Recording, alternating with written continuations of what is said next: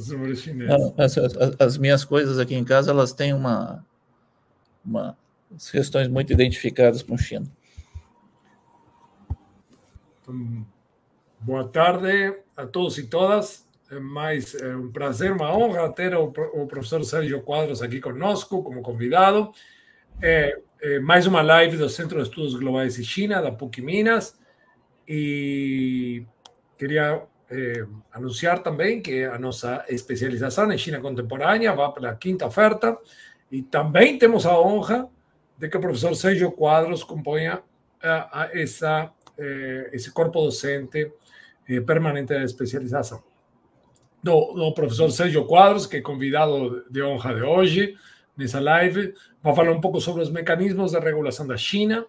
Ele foi ex-gerente em Beijing do Banco do Brasil, também trabalhou em empresas chinesas, é professor também foi da Unicinos e é professor da especialização em China contemporânea. Então, eu acho que é a primeira live que o professor Sérgio Quadros participa. Eu queria também anunciar que estamos muito contentes, porque fechamos já uma turma, a quinta oferta da especialização.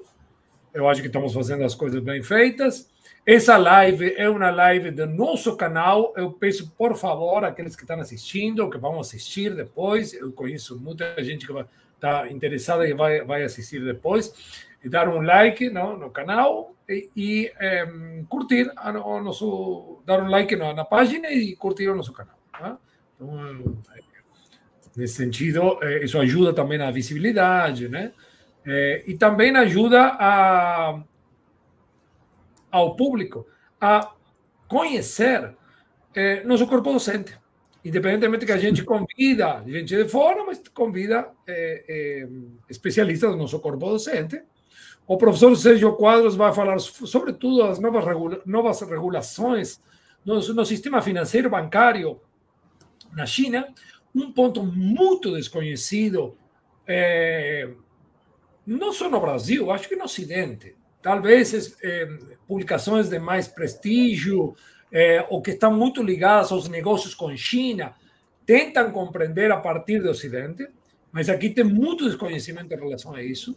Eu acho que a experiência pessoal do professor Sérgio e sua ação também acadêmica, acho que tem uma confluência muito interessante para ajudar a entender o nosso público essa questão das regulações da China.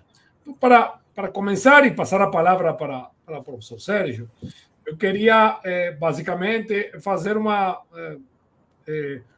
colocação em relação a notícias recentes sobre a criação na China de um novo ente ou entidade ou órgão regulador.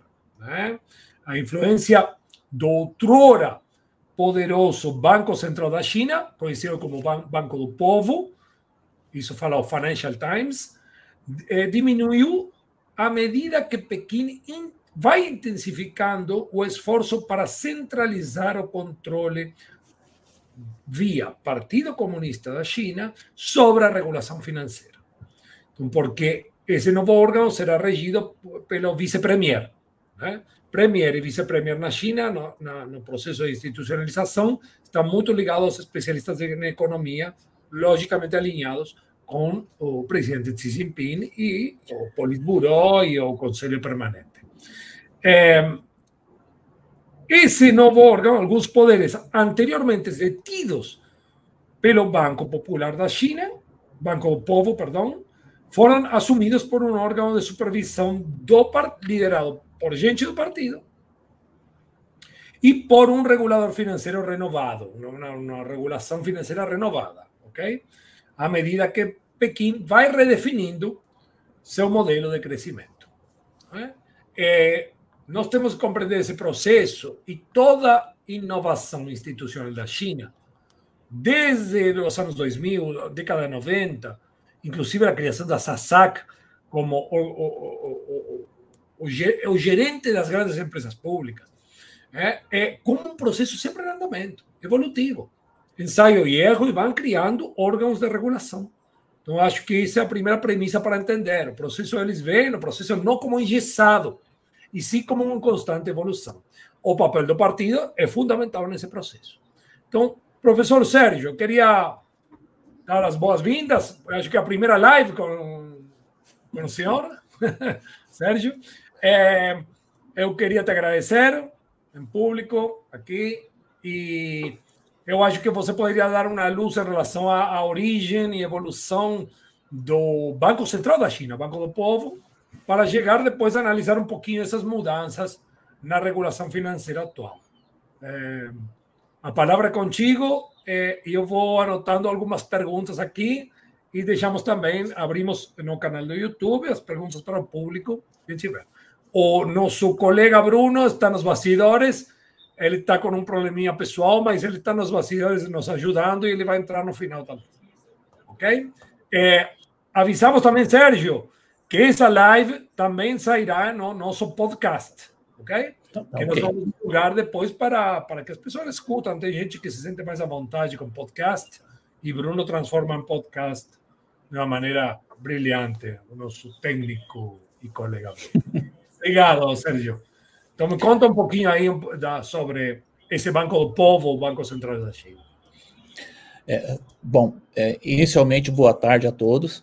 Boa tarde, Javier. Muito obrigado pelo convite de participar dessa live aqui com vocês, tá? Além de estarmos juntos no mesmo projeto, trabalhando na PUC. Para mim é um prazer estar aqui. E eu começo falando o seguinte, que é importante para a gente entender todo o contexto atual, entendermos um pouquinho o que aconteceu na história recente da China. Infelizmente, aqui no Brasil, nós não estudamos muito sobre isso, né? E agora a PUC, ela está sendo protagonista quando ela abre uma pós-graduação sobre China contemporânea. Eu acho isso muito, muito essencial, muito necessário, né? Um projeto muito legal, que a gente já defendia isso já há bastante tempo que existisse no Brasil. Na verdade, o PBOC, né, ele foi criado em 1949, quando houve a Revolução e a fundação da República do Povo da China, né, The People's Republic of China. E de 1949 até 1978, a China teve o que nós podemos chamar de monobanking system. Tá? Quer dizer, era um banco central que fazia o papel de banco comercial, né? Mas e os outros bancos onde estavam? Os outros bancos eram departamentos do People's Bank of China. Tá? Então, o Bank of China, que foi criado em 1912, por exemplo, era um departamento, passou a ser um departamento do PBOC. A mesma coisa o China Construction Bank, né, que foi criado também mais tarde, em 1954, o Bank of Communications, que na verdade ele foi criado em 1908, especificamente para um projeto de uma ferrovia que era de posse dos belgas para a China adquirir, tá? O Banco da Agricultura da China, também criado em 1951. Então, houve a criação desses bancos, mas como um departamento. Isso durou de 1949 até 1978, onde era um banco central e, ao mesmo tempo, o único banco comercial da China. Ele fazia os dois papéis, os de banco central e banco comercial. Em 1978... desculpa, Sérgio, tinha uma dupla funcionalidade, não era só Banco Central como a gente conhece aqueles que foram organizados do pós-crise. Isso, não. Exatamente, dupla finalidade. Aliás, é interessante a sua pergunta para esclarecer o seguinte, que o Banco Central do Brasil foi fundado em 1964, dia 31 de dezembro de 1964. Passou a atuar até a partir de 1965. Então, até 1964, quem fazia o papel de banco central e, ao mesmo tempo, banco comercial era o Banco do Brasil. Tá? E a mesma coisa a situação na China. Então, a China tinha um monobank, era um banco só. A partir de 1979, começou a fazer um split, né? E aí os primeiros bancos a surgirem, funcionar. Na verdade, é bom que se diga o seguinte, em 1978, né, o PBOC ele era subordinado ao Ministério das Finanças da China. Em 1979, ele passou a ficar ranqueado como se fosse um ministério também, tá? Em 1979. Tá? Então, existiu o Ministério das Finanças e existiu o PBOC como um ministério dentro do State Council, né? Ou seja, depende diretamente do Conselho de Estado hoje. Exatamente, Isso. A partir de 79. E aí começou a haver um split, uma separação, e os primeiros bancos que foram criados independentemente, vamos chamar assim, foram o Banco da China, tá? O Bank of China, e o Banco da Agricultura da China. Eu vou falar em português, né? Mas é o Agriculture Bank of China, tá? E aí, esse arranjo, esse ajuste, tá? Ele durou até 1983, quando ainda, neste ano, houve a separação do China Construction Bank do ICBC, que é hoje o maior banco do mundo, tá? Eles se tornaram bancos, departamentos dentro, não mais do People's Bank of China, mas ligados, tá, ao Ministério do próprio Banco Central, mas bancos independentes, vamos chamar assim, tá, que estava ligado ao Ministro das Finanças, tá, antigamente. Tá. A partir de 2002, 2003, tá, começou a fazer a abertura desses bancos, e esses bancos depois se tornaram todos bancos listados. E aí surgiram, né, os chamados dos Big Five, os 5 maiores bancos da China. Tá? Então, esses bancos, na verdade, eram departamentos do People's Bank of China, tá, que passou a ser realmente um banco central, né, um regulador, a partir de 1983, onde ele se consolidou unicamente como um banco regulador. Tá? Nesse mesmo período aí, tá? Quando houve, em 1978, o People's Bank of China começou a se tornar um status de ministério, tá? Começou a surgir um dos primeiros reguladores da China, junto com o Banco Central, que é a SAFE, tá? SAFE, State Administration Foreign Exchange. O que faz a SAFE? Ela, junto com o People's Bank of China, ela controla todo o fluxo de moeda estrangeira dentro da China e controla e administra as reservas internacionais da China. Mas quem tem prioridade hierárquica, Sérgio, entre esses dois? Os dois têm o mesmo nível, embora a SAFE esteja dentro do People's Bank of China, tá? Porque os dois estão subordinados ao State Council. Ao State Council, perfeito. Tá? Isso eu estou fazendo assim uma ordem meio que cronológica, tá? Se ficar confuso, por favor, me corrija. Não, e aí, esse é outro tipo de institucionalidade, então sempre tem essas...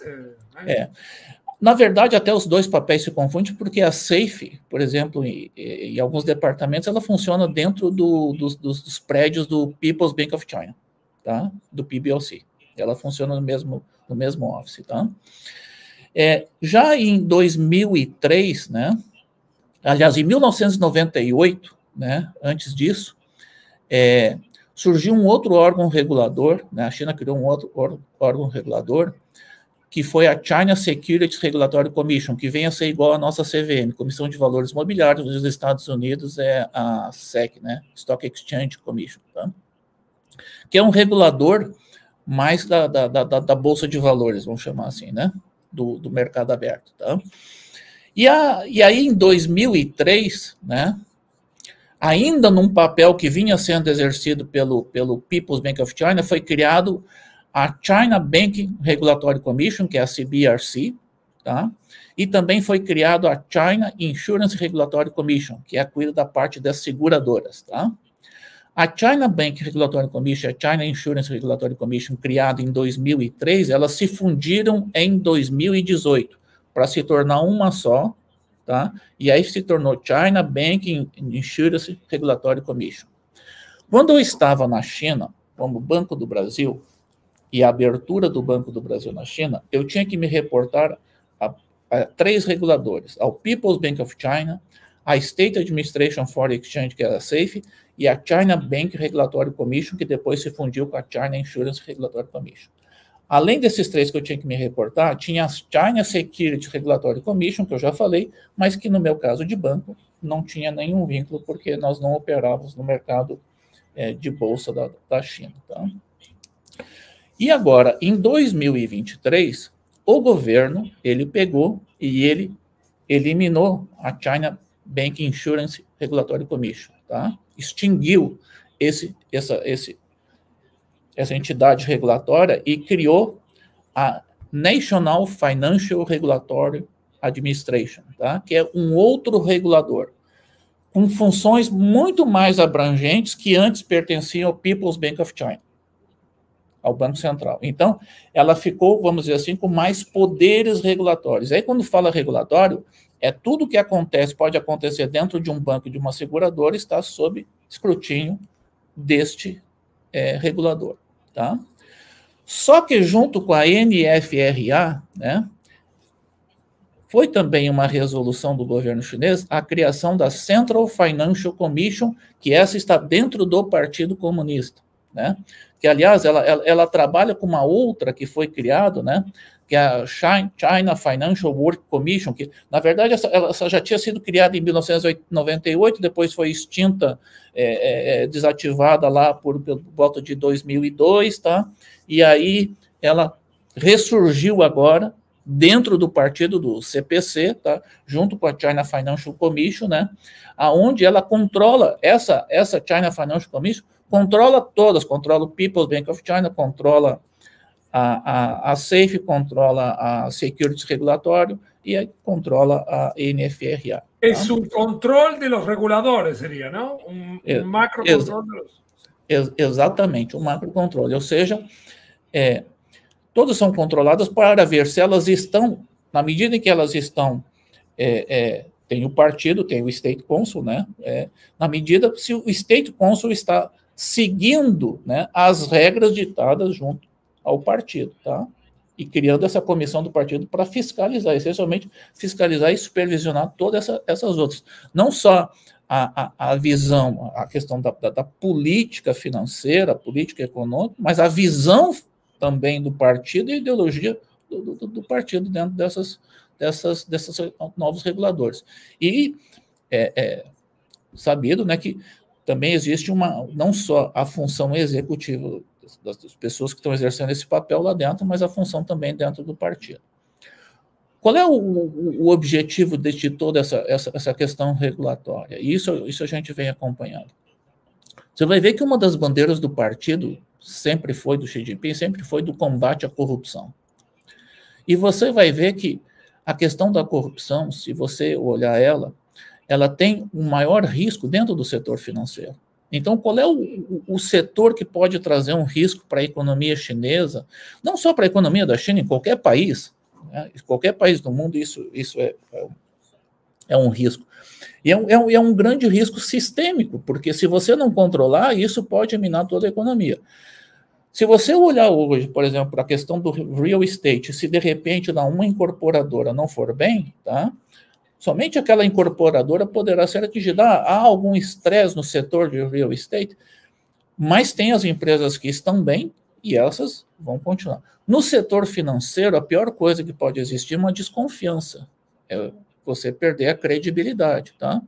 E aí você pode ver que um banco, por melhor que ele esteja, se as pessoas forem sacar os seus depósitos, esse banco quebra em um dia, tá? Foi o que aconteceu recentemente com o Silicon Valley Bank lá nos Estados Unidos, tá? Só para recordar assim, né? Nós tivemos o caso lá em 2008 com o Lehman Brothers, que também quebrou, né? Então, essa situação na China, quando me perguntam, Javier, tá, se vai ter algum risco no sistema financeiro, se existe algum risco no sistema financeiro, se essa situação do setor imobiliário pode apresentar, para mim, na minha opinião, né, eu digo que o risco é zero, né, é quase zero, né, para não dizer assim, não existe risco, mas é quase zero. É difícil, vai ser muito difícil, vai ser quase impossível acontecer uma situação semelhante. Por quê? Porque justamente o governo está fazendo toda essa regulação fortíssima em cima de um sistema que estava bastante alavancado. E bastante alavancado aonde? Em setores, né, da economia, né, que já não estavam mais trazendo o resultado desejado para a China, tá, em termos de desenvolvimento. E aí eu estou falando na questão tecnológica de inovação também. Tá? De uma nova guinada na economia. E para que isso fosse... Sérgio, a alavancagem já estava sendo funcional para outros fins, né? Mais especulativos ou não? Exatamente, tanto é que você via que, e você, aliás, até hoje isso continua, né?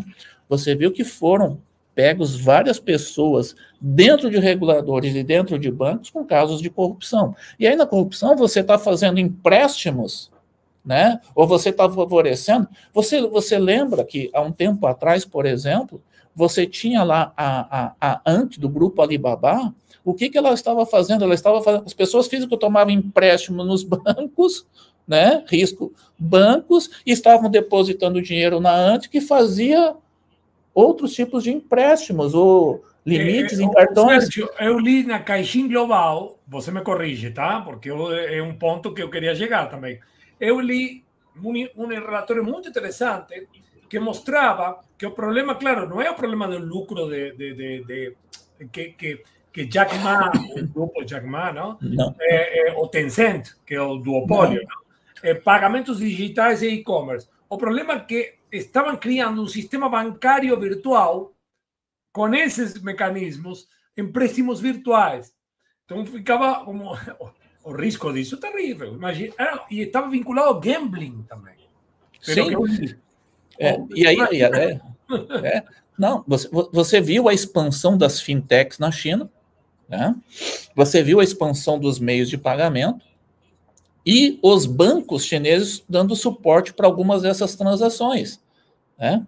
Então, se alguém não tinha crédito no banco, então você imagina o seguinte: você vai hoje, vou trazer um exemplo aqui, você vai hoje no Banco do Brasil, você vai no Bradesco, tá? Você toma lá empréstimo a juros, tá? De mercado, e você traz e você coloca e aplica isso no investimento, como se tivesse feito esse investimento numa fintech que empresta isso a um juros plus mercado, né? Mais alto. Poxa, o que acontece se quebrar a fintech? Não paga os teus investimentos. Mas espera aí, se não pagar os teus investimentos, tu não paga os teus empréstimos no banco. Então, tu bota o sistema financeiro num risco sistêmico muito grande. Exatamente. E isso é um dos exemplos que estava acontecendo. Por isso que a regulação em cima das Big Tech também e das fintechs, né? Além desses casos de desvio. E outras coisas também é a questão da destinação dos empréstimos. Na medida em que você tem as taxas de juros, né, controladas pelo Banco Central, né, você tem lá a Loan Prime Rate, né, que é a taxa de empréstimos de um ano, hoje ela está fixada em 3,45% ao ano, né? A Selic chinesa hoje estaria em torno de 1,5%, tá? Então sobra espaço para um grande mercado, que é o mercado de Wealth Management, tá? Que é por quê? Porque nós estamos falando aqui, né, do que noção de montante de valor, do que nós estamos falando desse mercado? Nós estamos falando de um mercado hoje de 460 trilhões de RMB. Quanto é que dá isso em dólar? Isso em dólar dá quase 65 trilhões de dólares. Quanto é que dá isso mais ou menos? Dá uns 400 trilhões de reais. Tá? Então, assim, é muito maior, né, 10 vezes maior que o sistema financeiro do Brasil. Ora, se eu colocar esse montante sobre risco, tá, eu posso afundar com a economia, eu posso destruir um país com isso. Né? Então, quando eu falo também da regulação, eu estou falando também até da regulação do Wealth Management. E nota o seguinte, é interessante porque se discute muito sobre geopolítica, mas um dos maiores interessados nesse mercado de Wealth Management, o que é o Wealth Management? É a administração da poupança chinesa. Né? Nós estamos falando aqui da poupança chinesa, a poupança das famílias, que é a China... As pessoas falam assim, existe uma crise financeira? Não existe uma crise financeira porque a China tem uma poupança elevadíssima, né? E Sérgio, das poupanças e as pensões também, não é? Sim, dos fundos de pensões sim, lógico. Tá? Mas da pensão, da poupança das famílias e, é claro, dos fundos de pensões do governo, né? Principalmente para pagar as aposentadorias, tá? Que não são salários elevados, são como no Brasil, as aposentadorias oficiais do INSS, tá? É importante frisar isso, que não tem nenhuma aposentadoria com valores elevados na China, né? A China, ela consegue fazer... Inclusive de cargos altos, não é tão elevada assim, não. Não é. Né? Então, a China existe esse controle.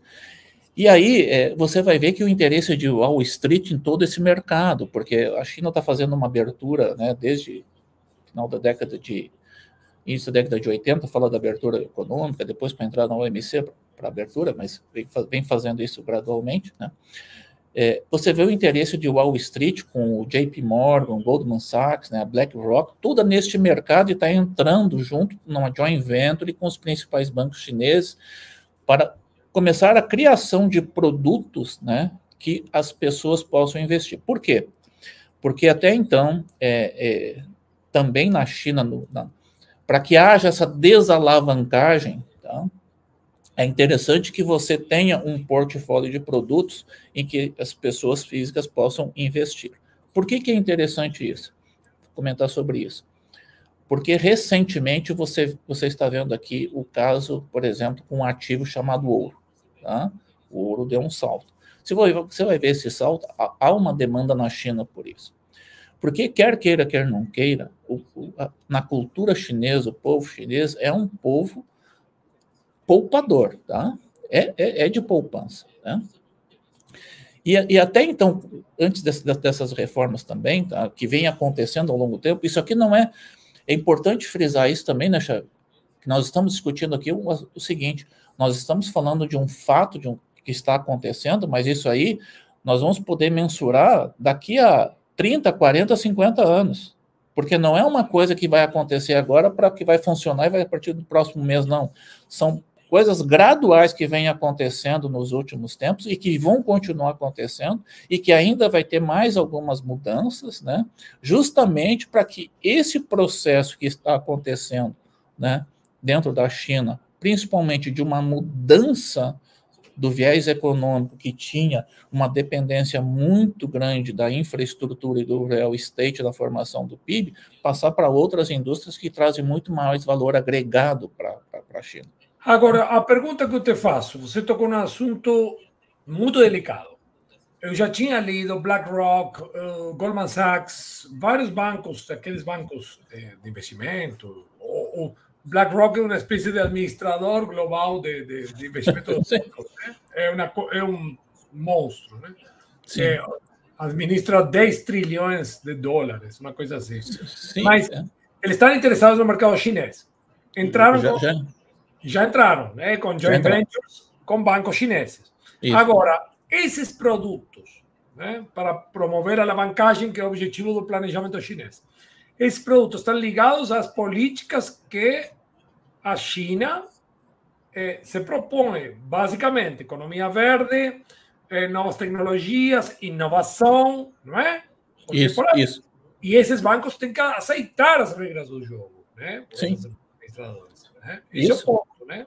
Sim. Eu estou errado. Não, você está corretíssimo. Até então, era muito fácil para o sistema financeiro chinês, tá? Porque ele tomava liberdade, seguinte, ele tinha uma captação, ele tinha um spread fixo também, né? E ele tomava liberdade, por exemplo, mas isso era uma política também de governos anteriores, né, que faziam isso. Tá? Emprestavam para grandes empresas, principalmente as estatais, e aí você ocorria o surgimento do que aqui se conheceu por shadow banks, né? Tá? Que, na verdade, eram semelhantes às factorings que existiam no Brasil no passado. Então, se eu tenho uma captação de 1,5 e eu empresto a 3,5, eu tenho um spread de 2%. Se eu tenho que correr algum risco, entre emprestar para a Petrobras ou emprestar para 100 micro e pequenas empresas, eu vou emprestar isso para a Petrobras. Então, há uma concentração de crédito. Né? E, às vezes, há uma concentração de crédito em setores que não eram interessantes para o governo. Vamos pegar, por exemplo, aqui uma questão que é bastante interessante até para o Brasil. Vamos pegar o setor siderúrgico, por exemplo. O setor siderúrgico é um setor que ele é altamente poluente e é um grande consumidor da questão de energia. Tá? E a China hoje, ela tem uma overcapacity, ela produz hoje quase 1 bilhão de toneladas de aço por ano. O Brasil, há 30, 40 anos, produzia 10 milhões de toneladas, hoje produz 30, 35 milhões de toneladas de aço. Tá? A China produz 1 bilhão de toneladas de aço. Então, é lógico que a China ainda depende de um modelo exportador para a sua economia, mas ela precisa criar outras indústrias que tenham um avanço tecnológico que consiga colocar a China em outro patamar. Vamos pegar, por exemplo, a indústria de semicondutores. tá? Que é hoje uma grande disputa tem com os chips, né? A China já conseguiu chegar num chip de 7 nanos, enquanto nos Estados Unidos a TSCM lá com chip de 3 nanos, tá botando filiais, todo mundo está incentivando. Na verdade, quando se fala assim, uma guerra comercial, não é uma guerra comercial, é uma disputa tecnológica que está havendo entre as nações, por causa pela hegemonia. Isso a história conta todos esses fatos, tá? Então, você incentivar essas indústrias, você está falando da economia, você está vendo a indústria automotiva. É importante frisar que lá atrás, quando a indústria automotiva entrou na China, ela entrou sob a forma de joint ventures, né? Você tinha 49% de uma empresa americana, francesa, japonesa, né? Da indústria de automotiva e 51% da China. E você tinha as montadoras próprias chinesas, tá? Mas a China descobriu que jamais ela ia competir com essas indústrias automotivas, né? Num motor a combustão fóssil, né? Com combustíveis fósseis, tá? E ela foi já para um outro tipo de tecnologia, que é os carros elétricos, e hoje a China está dominando esse mercado. E o mais incrível que pareça é que a China ela tem a questão da competição, ela incentiva a competição. Então, outra coisa que é pouco discutida aqui no Brasil, ou seja, você não tem um monopólio de alguma indústria, o governo chinês não deixa criar isso como existe no Brasil, existe competição. E a primeira indústria que entrou com 100% de capital estrangeiro foi justamente a Tesla, que é carros elétricos, que foi para a China, criou uma gigafactory lá, produz o Tesla, que hoje concorre com a BYD, mas ajudou a desenvolver toda uma cadeia de valor lá dentro, né? Sérgio, esse é um ponto que você tocou que é crucial para entender, inclusive, as formas capitalistas chinesas dentro dessa sociedade, mas com planejamento, né? Que é o seguinte, eles leram os clássicos de economia, né? E eles não se deixam levar pela ideologia liberal. Em que sentido? No sentido de que fala a ideologia liberal? Liberal até libertariana ou neoliberal. Que o livre mercado promove a competição. Eles sabem, por Adam Smith inclusive, de que quem cria competição não é o livre mercado. É o órgão institucional, o Estado e a sociedade organizada no Estado. Porque o livre mercado que cria é monopolização. Então, sim, eles aprenderam isso e aplicaram, inclusive, no exemplo, e você me corrige, dentro das empresas estatais. Empresas estatais, lendo o economista liberal Barry Norton, foi o primeiro que eu li aprendendo sobre isso. As empresas estatais qualificam de 1 a 5 como nós somos avaliados pela CAPES, né? Então, eles têm avaliações. E as empresas de petróleo, quando fizeram uma reforma, o governo colocou as empresas petroleiras a concorrer entre si. Isso. E aí, logicamente, que os salários iam em relação à avaliação. Então, constante avaliação e incentivo da concorrência por parte do governo. O governo entendeu isso há muito tempo. Toda reforma do Estado não foi no sentido neoliberal, de liberalizar e desregulamentar, e sim de re-regulamentar. É um sentido contrário. Sérgio, a vivência minha na China é muito melhor do que você, né? Eu estive a última vez antes da pandemia. Se Deus quiser, voltaremos. Tem alguns convites, mas eu me deparei com um caso da microcena que eu acho que vale para a macro, inclusive para a área financeira, sobretudo, né? Que é ver uma cidade turística. Só tinha turista chinês, não tinha ocidental. Acho que o único ocidental era eu. Husheng, maravilhosa, muito preservada. E eu conto para os alunos essa história porque acho que ajuda a compreender como é a visão deles da regulação capitalista. Não estou falando que eles sejam capitalistas. O capitalismo existe na China, sim. Agora, o que aconteceu? Eu perguntei para o professor Wang, professor, de quem é dono tudo isso? Tinha cafés, restaurantes por dentro, muito bonito, uma cidade histórica. Dava para caminhar, tinha lojas, produziam seda do estilo antigo, vendiam. Para quem é? É um consórcio, não sei falar. Um consórcio pode ser público-privado, municipal, um consórcio. E aí fomos num restaurante, a comida era maravilhosa. E aí falou, olha, você sabe que aqui nesse restaurante tem uma concessão. Se eles tiverem a comida ruim ou não cuidam da limpeza, eles podem ser tirados aqui, a concessão deles. Ah, é? Sim. E esses quadrinhos que estão aí pendurados? Aí eu falo, não, são as comidas que ganharam prêmio. Porque quando ganham um prêmio a comida é muito boa, eles são autorizados a colocar mais uma mesa.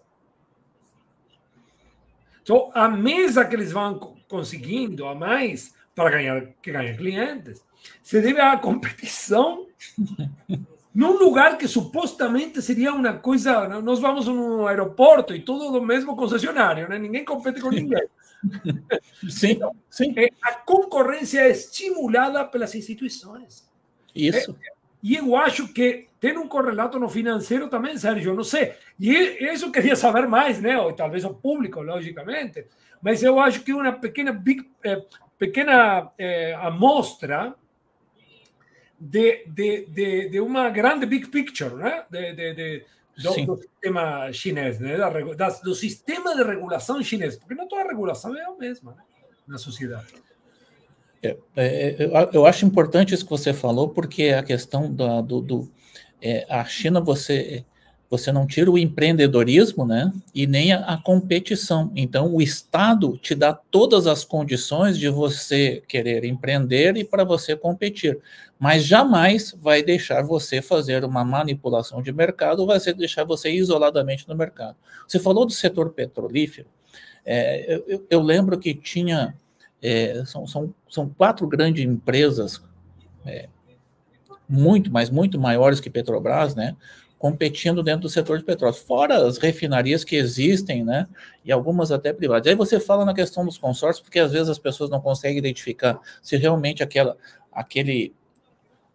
empresa ela é estatal ou não, porque ela está dentro de um consórcio, ela está dentro de um braço onde um sócio tem uma participação, de outra participação, mas no fundo, ou você vai passar pelo governo municipal, ou pelo governo estadual, ou pelo governo federal, ou por uma empresa que esteja ligado a estes governos. Tá? Você vai ter um braço do governo ali te dando incentivo, te dirigindo, né, te orientando, te dando suporte e apoio. Eu acho que quando a gente vai definir a economia chinesa, eu acho que quando você coloca esses exemplos, esse pensamento, é realmente aquilo a percepção que a gente teve na experiência, né, quando você tive, e eu tive ela quando eu estava trabalhando com uma empresa que chegou e se apresentou aqui como um grupo privado, e realmente ela era dirigida por um grupo privado, mas ocorre o seguinte, o grupo privado ele pode crescer até um determinado momento, a partir dali, se ele é um gerador de empregos, ele importa para a economia, porque qualquer default que dá nesse problema, ele acaba gerando um problema para o governo, não é para aquela empresa que empreendeu. Entendi. Né? Então, eles vão regulando até um ponto, aí vem uma maior regulação por meio a uma, sei lá... Exatamente. Você vai ter a participação do partido ali dentro daquela empresa, né? Assim como todos os bancos hoje, por mais regulação que tenha, que tinha, vamos chamar assim, você tinha lá o partido, tinha uma célula do partido dentro dos bancos, fiscalizando e auxiliando. O objetivo disso, né, é importante que as pessoas entendam, tá? Não é você criar, mas isso é um estado de... Não é você criar tá lá fiscalizando, sim, mas é que você tem uma política pré-estabelecida já pelo Estado, você tem lá as políticas definidas lá nos planos quinquenais, e a execução dessa política, porque não adianta você ter uma estratégia se você não executa a estratégia que você elabora. Então, é a execução dessa estratégia, né? Entendi. Você falou de célula de partido, eu li um resumo em inglês de um relatório que está em chinês, é difícil, né? Porque eu estou estudando chinês, mas não consigo ler um relatório em tempo. Mas, Sérgio, o que eu li que essas células do partido cresceram desde 2013 a 2022, eu acho que era o relatório, chegam a 53% de empresas privadas, privadas não é o termo correto na China, não públicas, porque tem vários tipos de propriedade. Sim. Huawei é um exemplo disso, muito inovador. Células do partido, alguns alguns se recusam, que são empresas menores, são familiares, mas muitas me chamou a atenção nesse resumo, que eles davam as boas-vindas ao partido, e não por uma questão de repressão ou coerção, porque não. O partido ia facilitar a inserção internacional da empresa. Sim. De uma maneira... Então, há uma visão aqui de que o partido está controlando para reprimir. E pelo que eu fui pesquisar de maneira até superficial, eu gostaria de entrar mais nisso, é que muitas empresas chamavam, inclusive a célula, para ajudar a... Logicamente, que aí tem uma espécie, como falam os chineses, de guanxi, né? Das redes. Sim. E as redes são importantes. Mas a função do partido é múltipla. Sim. E é múltipla. Eu conheço um jovem, estava terminando o doutorado, e ele captava talentos na Europa.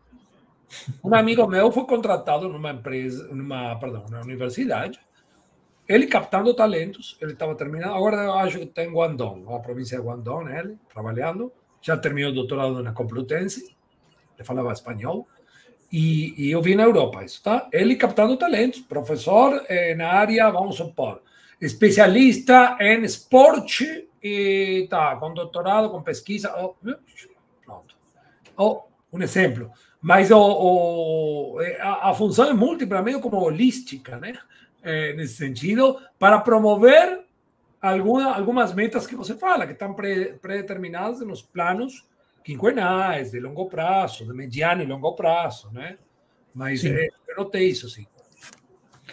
Você falou assim, e voltando um pouquinho para a questão do tema financeiro, é interessante que saiu uma notícia recente aí que o Xi Jinping teria feito num discurso que o People's Bank of China deveria utilizar de algumas ferramentas na execução da política monetária, né?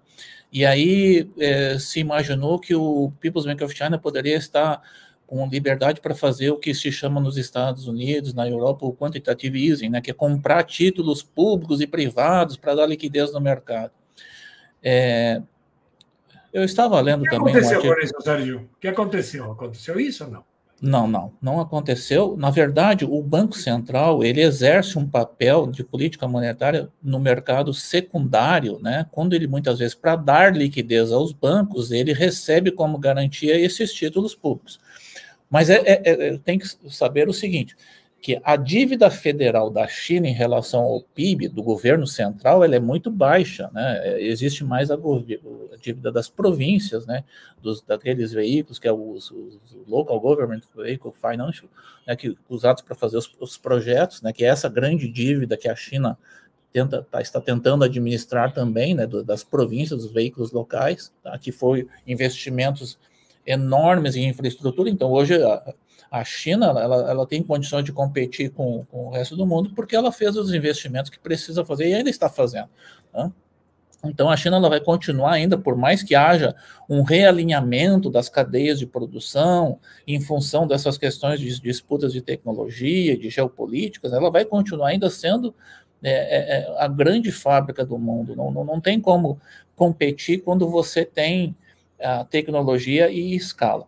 Mas, voltando sobre isso, assim, o Banco Central Chinês, o governo, tem espaço para fazer ainda outras reformas, outras espécies de estímulos, como se chamam aqui, tá? Mas não são, como é redução dos juros, tá? Porque você tem uma deflação na China, então a taxa de juros pode ser reduzida, e com isso aí vai reduzir os spreads bancários, reduzindo os spreads bancários, reduz a rentabilidade, reduzindo a rentabilidade, reduz o bônus.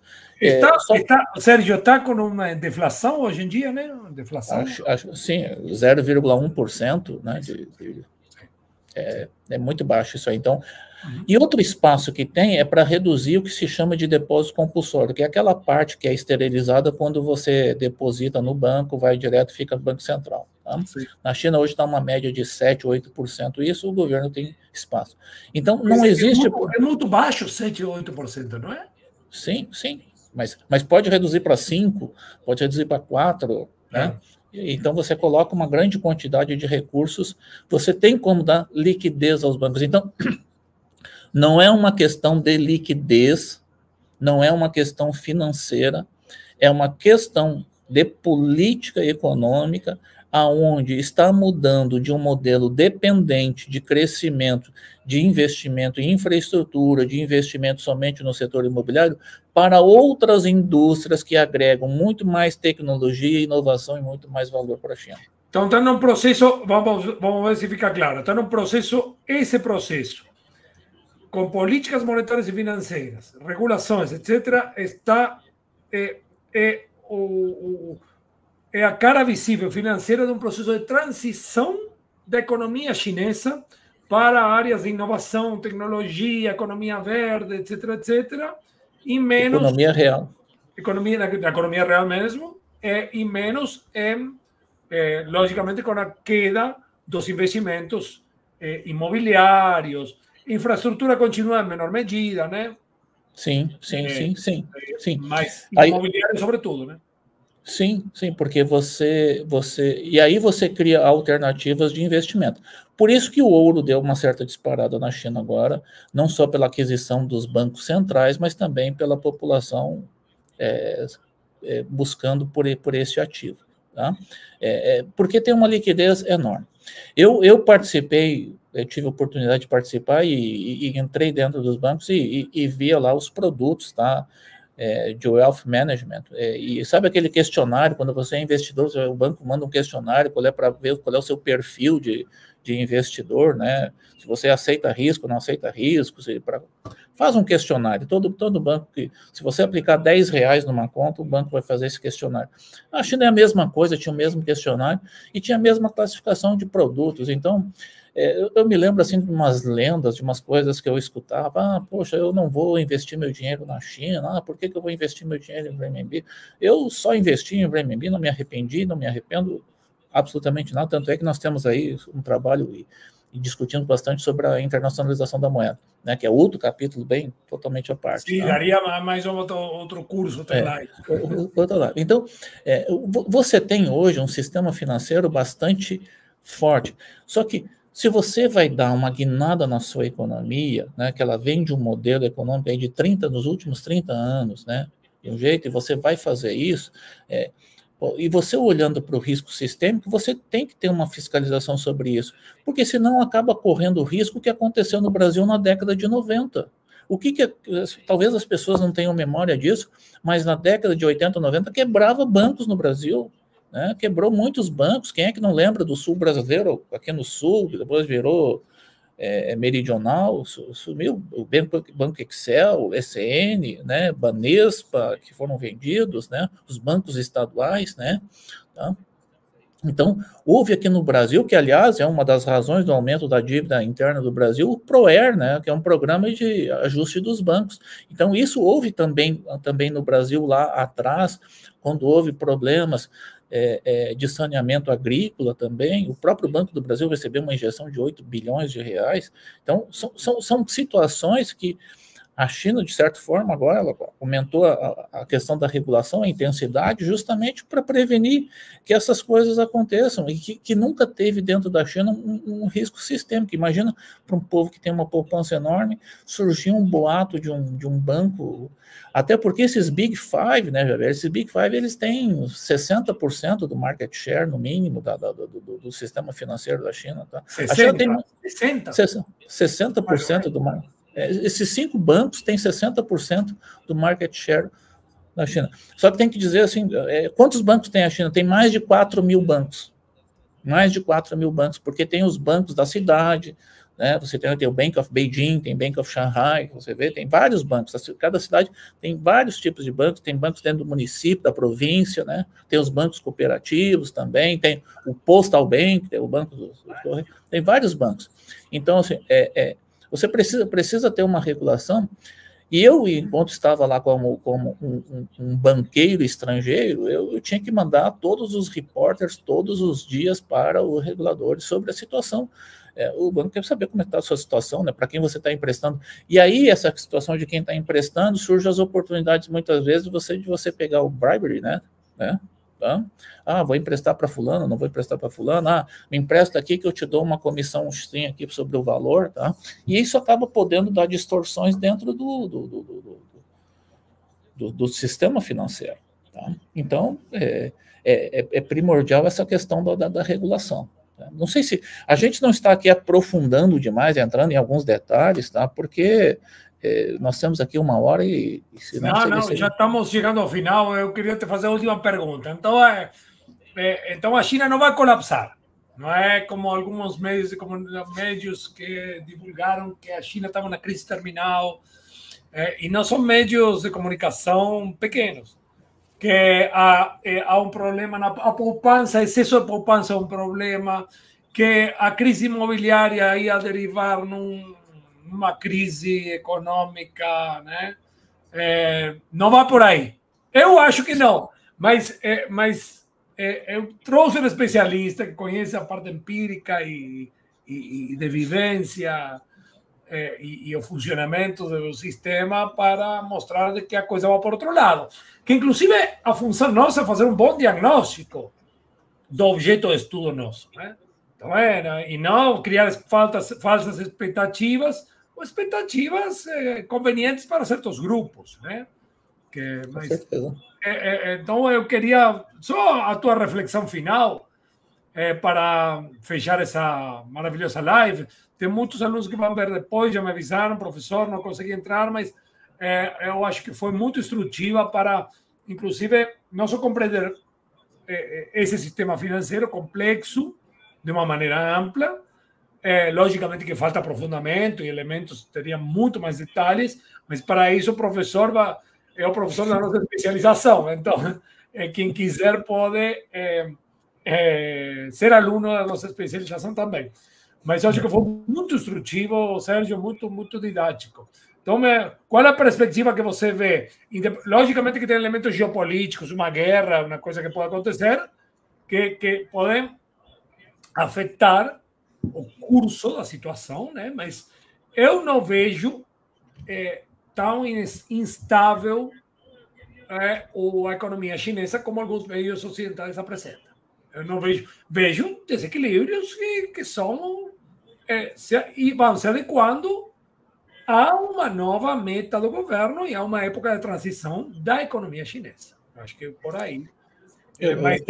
Deixa você a última reflexão, Sérgio. Não, acho que a sua leitura, eu concordo com ela, é exatamente isso que eu também penso. E dada a experiência, é importante frisar, porque às vezes tem gente que está dentro do mercado financeiro no Brasil e imagina como é que é na China, né? Eu só quero fazer alguns comentários para esclarecer e deixar bem claro.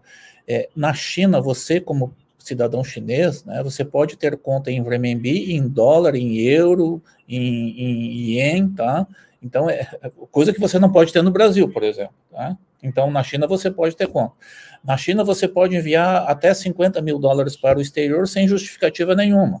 Aqui, se você for fazer, se o teu filho está estudando, se tua esposa está fora, ou se alguém da tua família está fora, você for fazer uma remessa, você pode ser taxado no imposto de renda.